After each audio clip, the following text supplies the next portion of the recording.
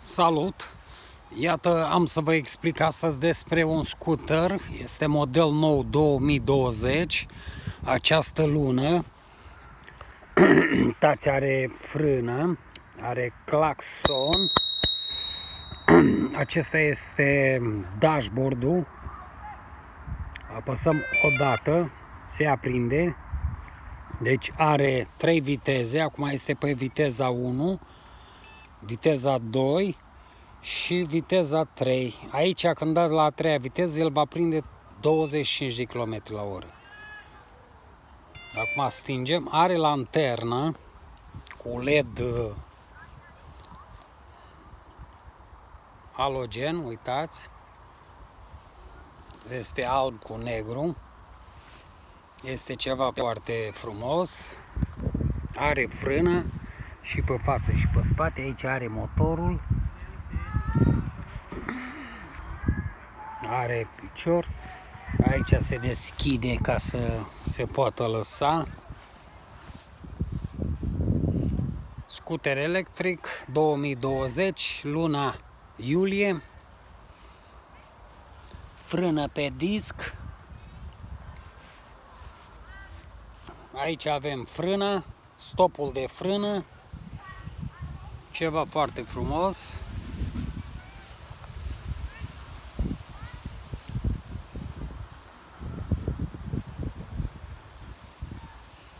Este în alb cu negru, cauciucuri foarte bine dispuse, nu au cameră.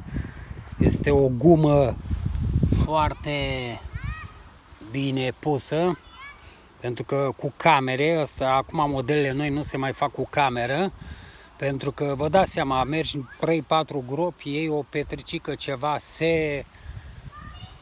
se desumflă, poți să faci pană pe drum, așa că nu o să mai existe modelele cu cameră. Uitați, au cauciucuri plasticate, are și suspensie, este un scooter foarte reușit, este made de Vietnam, este original. Așa, avem și lanterna aici, avem frână față, frână spate.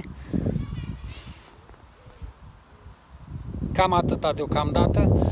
Placa este foarte bună, este foarte dotat și se merită. La prețul de 500 de lire se merită. Dacă v-a plăcut, dați un like și aștept întrebări de la voi. Deci, țineți minte, nu are cameră, este cu gumă. Am să vă arăt în video următor, mâine cred că, și cum merge și e foarte simplu de folosit. O zi bună și vă aștept la un nou video.